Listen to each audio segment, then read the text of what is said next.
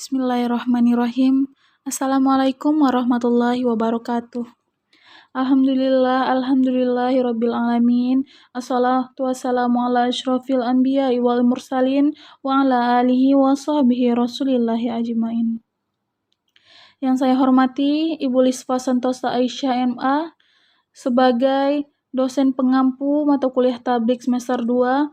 Yang saya hormati teman-teman seperjuangan dan para audiens yang dirahmati Allah Subhanahu wa taala. Pertama-tama mari kita panjatkan puji syukur kehadirat Allah Subhanahu wa taala karena atas rahmat dan karunia-Nya kita dapat berkumpul di forum ini dalam keadaan sehat walafiat. Amin ya Allah. Salawat serta salam semoga senantiasa tercurah kepada junjungan kita, yakni Nabi Muhammad Sallallahu Alaihi Wasallam yang telah membawa kita dari zaman gelap gulita menuju zaman yang terang benderang seperti saat ini. Hadirin rahimakumullah, pada kesempatan ini saya akan menyampaikan materi tentang kewajiban menutup aurat bagi wanita. Sebelum itu, perkenankanlah saya untuk memperkenalkan diri saya. Kenalkan, nama saya Irma Soleha, saya mahasiswa UIN Syarif Hidayatullah Jakarta. Saya jurusan studi agama-agama. Dalam forum ini saya akan sedikit sharing kepada teman-teman mengenai kewajiban menutup aurat bagi wanita muslim. Teman-teman akhwat yang insya Allah solehah, saya yakin yang menonton video ini sudah menutup aurat dan semoga kita bisa menutup aurat secara sempurna. Dan mari kita doakan bersama untuk para muslimah di luar sana yang masih belum istiqomah menutup auratnya bisa segera melaksanakan perintah agama yang sangat mulia ini. Amin ya rabbal alamin. Teman-teman yang dirahmati Allah, seperti yang kita tahu, menutup aurat dengan sempurna itu atau yang sering kita sebut dengan berhijab itu adalah wajib hukumnya. Sebagaimana yang kita tahu, Allah berfirman dalam Quran surah An-Nur ayat 31 yang artinya, katakanlah kepada perempuan yang beriman agar mereka menjaga pandangannya dan memelihara kemaluannya, dan janganlah menampakkan auratnya kecuali yang biasa terlihat, dan hendaklah menutupkan kain kerudungnya ke dadanya. Kemudian dalam Quran surah Al-Ahzab ayat 59 juga dijelaskan yang artinya, wahai Nabi, katakanlah kepada istri-istrimu, anak-anak perempuanmu dan istri-istri orang mukmin, hendaklah mereka menutupkan jilbabnya ke seluruh tubuh mereka. Yang demikian itu agar mereka lebih mudah dikenali sehingga mereka tidak diganggu. Kemudian hadis riwayat Abu Daud ini menjelaskan bahwa pada saat itu Asma binti Abu Bakar bertemu Nabi Shallallahu Alaihi Wasallam dalam keadaan pakaiannya yang tipis. Rasulullah bersabda, wahai Asma, seorang perempuan yang telah balik tidak boleh terlihat tubuhnya kecuali ini dan ini, sambil Nabi menunjuk ke arah wajah dan kedua telapak tangannya. Hadirin yang saya banggakan, teman-teman akhwat solehah, berdasarkan ayat-ayat dan hadis tersebut, kita bisa menyimpulkan bahwa wanita muslimah yang sudah balik harus menutupkan jilbabnya ke seluruh tubuhnya, kecuali bagian yang biasa terlihat, yaitu wajah dan telapak tangan. Itu artinya semua anggota tubuh wanita adalah aurat, kecuali wajah dan telapak tangan. Adapun hijab yang dimaksud Rasulullah ini adalah baju yang terusan atau semacam abaya yang tidak transparan serta kerudung yang labuh yang menutupi dada. Menutup aurat ini atau yang kita sebut sekarang sebagai berhijab merupakan keharusan, maka sama saja artinya dengan kewajiban. Sebagaimana yang kita tahu bahwa suatu kewajiban itu jika dilaksanakan akan mendapatkan pahala, dan sebaliknya jika ditinggalkan maka akan mendapatkan dosa. Semua orang tentu takut mendapatkan dosa, bukan? Lalu mengapa banyak yang masih tidak ingin berhijab atau masih enggan berhijab padahal sudah jelas Allah memerintahkan kita dalam Al-Quran bahwa perintah menutup aurat ini atau perintah berhijab ini adalah wajib hukumnya. Walaupun dalam kenyataannya sering kita mendengar berbagai cemoohan orang lain terhadap muslimah yang berhijab, yang kadang muslimah melakukan pelanggaran atau mereka berhijab tapi masih melakukan hal-hal yang tidak baik. Sering mereka mendapat cemoohan atau kata-kata, percuma tuh berhijab tapi suka gosip, atau kerudungan aja tapi kata-katanya kasar, atau berjilbab tapi masih munafik kalau ngomong, mendingan gak usah. Nah, kata-kata seperti ini memang menyinggung kita, tapi kita harus mengerti sebagai seorang muslimah bahwa perilaku atau akhlak kita tidak ada hubungannya dengan hijab. Hijab adalah perintah Allah Subhanahu wa Ta'ala sebagai kewajiban. Adapun akhlak kita, insya Allah dengan berhijab kita mampu memperbaikinya walaupun perlahan-lahan, tapi insya Allah Allah bantu kita. Amin ya Rabbal Alamin.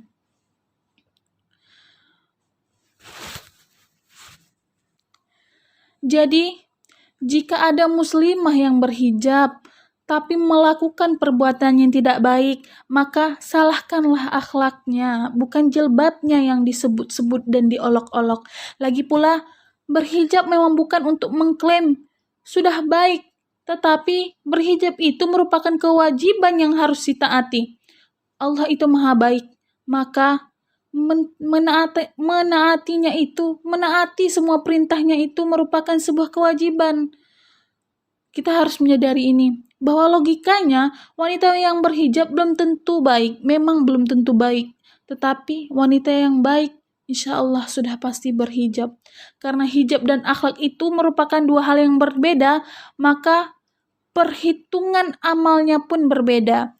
Jika ada perempuan berhijab, kemudian dia melakukan perbuatan tidak baik, misalnya menggunjing orang, maka dosa yang dia dapat hanya satu, yaitu dosa menggunjing.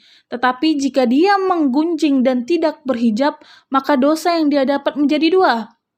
Karena dosa menggunjing dan karena dosa tidak berhijab, maka dosa yang didapat double. Maka banyak orang yang berkata, ada saja kita temui orang-orang yang berkata, lebih baik hijabi dulu hatinya daripada menghijab diri. Justru ini terbalik. Menghijabi diri sendiri itu lebih sulit dari menghijabi tubuh kita sendiri. Menghijabi diri itu lebih mudah karena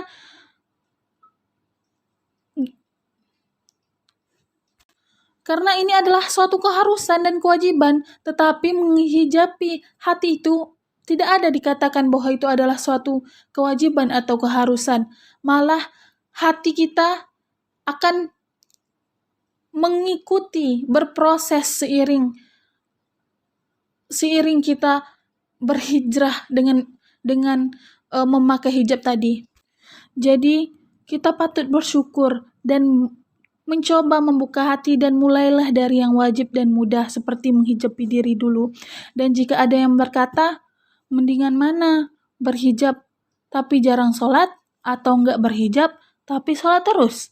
Nah, ini itu sama saja dengan pertanyaan seperti, mendingan mana? Sholat tapi enggak puasa atau enggak sholat tapi berpuasa? Jawabannya adalah tidak ada yang mendingan, karena berhijab kedudukannya sama wajibnya dengan puasa, sama wajib juga dengan sholat.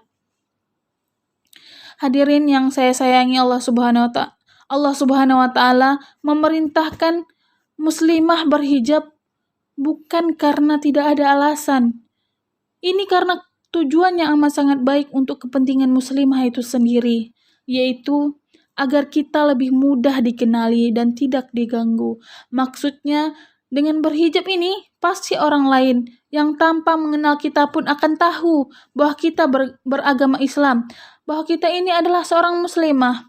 Dan dengan berhijab juga, kita tidak mudah diganggu atau dijadikan permainan oleh orang yang berniat jahat, terutama laki-laki yang bermata keranjang, yang suka mengganggu kehormatan perempuan. Tidak usah jauh-jauh mengambil contoh.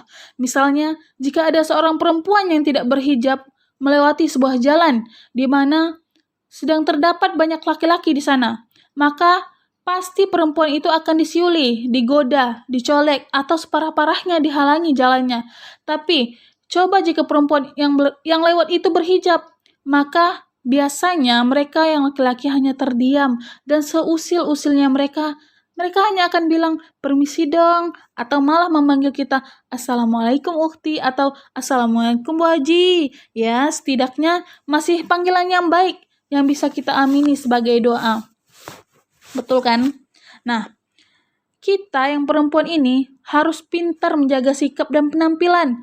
Karena walaupun laki-laki yang ada di lingkungan terdekat kita sudah kita anggap sebagai orang yang terdekat kita, atau kita sudah anggap sebagai mereka saudara, namun mereka ini kita tidak bisa menghapus mereka sebagai orang yang bukan mahram kita. Bergaullah dengan ala kadarnya, jangan kalap atau heboh dan belak-belakan di depan mereka. Juga jangan diunyu-unyuin sikap kita di depan mereka atau berlagak manja di depan mereka supaya tidak mengundang fitnah. Sedangkan dari sisi penampilan, melihat kondisi pakaian seragam yang dikenakan adalah seragam model PDH dengan rambut yang harus pendek di atas leher, maka akan lebih bagus jika berhijab. Selain terlihat rapi, anggun dan berwibawa, juga menjadikan kita mudah dikenali sebagai seorang muslimah. Teman-teman semua yang insya Allah dirahmati Allah, mudah-mudahan setelah mendengar ini timbul keinginan kita untuk segera berhijab, baik bagi yang belum dan bagi yang sudah berhijab, semoga lebih memperbaiki diri dan semoga istiqomah berhijabnya. Ingat perempuan-perempuan, muslimah-muslimah, ingat ayahmu, ingat kakak laki-lakimu, mereka ikut menanggung beban dosamu di akhirat nanti. Semoga setelah ini kita bisa muhasabah diri kita sendiri.